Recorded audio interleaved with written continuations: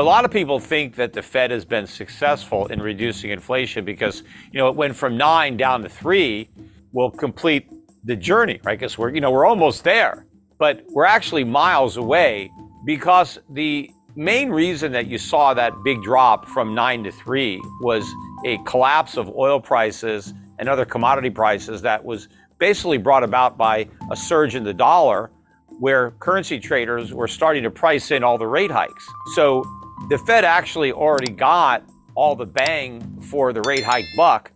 Now, oil prices are headed back up. We're back above $81 a barrel today, headed higher. Other commodity prices as well. The dollar has peaked, I think, and is declining. So the headline CPI probably has bottomed out in the low 3s, and now it's headed back up. Meanwhile, if you look at the core, which is what the Fed claims is more important anyway, that's still around 5. And the decline in the core is far less than the decline in headline. I mean, it's barely gone down, despite the fact that we've moved interest rates from 0 to 5.5. So if the terminal rate is 5.25, 5.75, 6, that's not much from where we are now. And so why would that actually do anything when we haven't seen a meaningful decline? And also, people forget that these rate hikes are in and of themselves price hikes because it's the price of credit, the price of borrowing. And so every business that has debt is now having to pay more to service that debt, whether it's your landlord who's got a mortgage, a commercial mortgage that's resetting, or it's a business that has borrowed money to purchase plant or equipment and has interest rates to pay. That's just like labor costs or raw material costs. It's another cost of doing business that is rising. And so businesses then try to pass on those higher costs to their end consumer with higher prices. So as higher interest rates continue to work their way through the cost structure, you've got more upward pressure. So I don't see how the Fed has really accomplished much of anything. And also, if you think about the way rate hikes are supposed to reduce inflation, and Powell will admit this when he talks, they're supposed to reduce aggregate demand by making it more expensive to borrow so that people will borrow less and they'll spend less, and that'll, slow the economy, the way they describe it. But none of that is happening. Credit card debt is at an all-time record high. The government budget deficits are skyrocketing. We're on a run rate now of north of $2 trillion a year in deficit spending, and we're not even technically in a recession yet. I mean, normally when you're in a recession, the deficits double or triple. And so, but they're already enormous. And so even though the Fed has been making credit more expensive, it hasn't slowed down demand for borrowing. Consumers just are paying the higher prices, borrowing the money anyway, and spending it. So all that spending is still driving prices higher. So I don't think the Fed has made any headway at all. But that's why the whole thing is ridiculous, because when they say 2%, they actually mean 4%. Because if we measured prices today the way we did it in the 1970s, 2% would be 4%. And in fact, all the years where the Fed claimed we didn't have enough inflation, which was all BS to begin with, because it was below its 2% target and we needed more inflation, we were never really below that target. We were above it the whole time.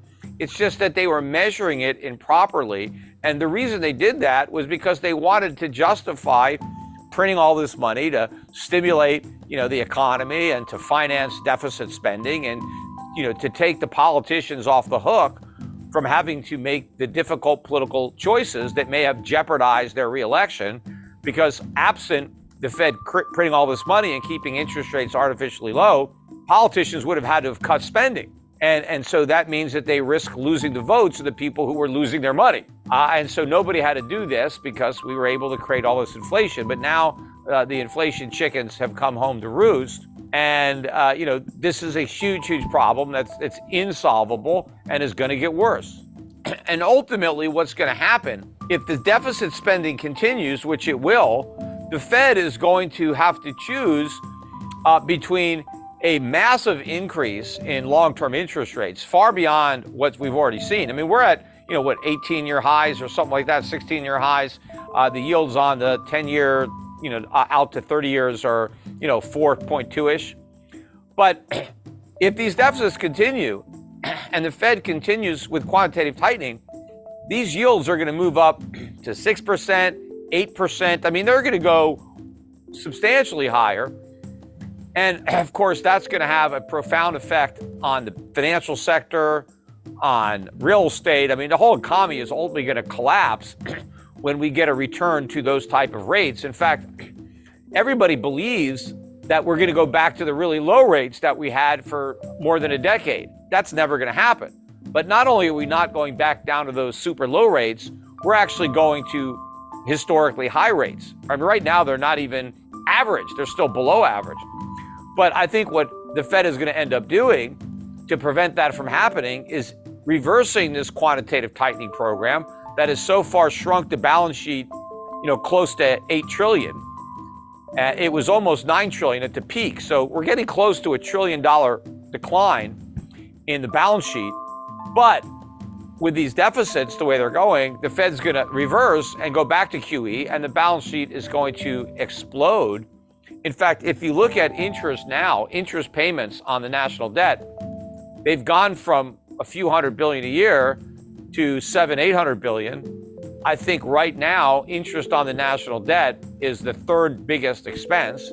First Medicare, then Social Security, then interest on the debt. Interest on the debt is bigger than national defense.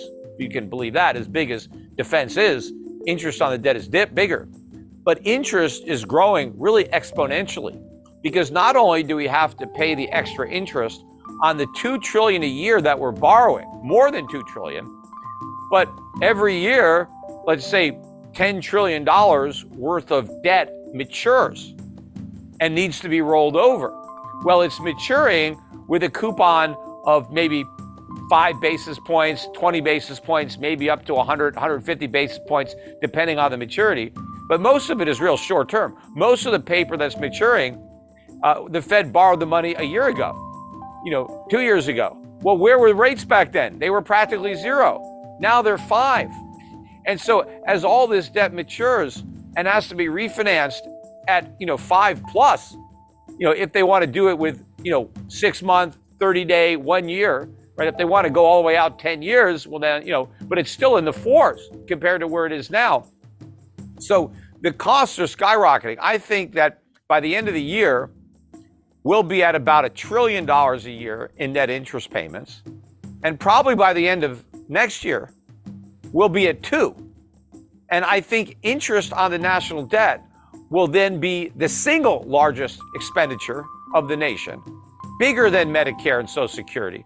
And in a few more years, it'll be bigger than all those combined, right? Because what happens if the national debt gets to 40 trillion and interest rates go to 10%? That's $4 trillion a year in interest. I mean, we're going to be at 40 trillion national debt in a few years. We're at 30, almost 33 trillion now. We're adding more than 2 trillion a year. So in 3 or 4 years, we're at 40 trillion.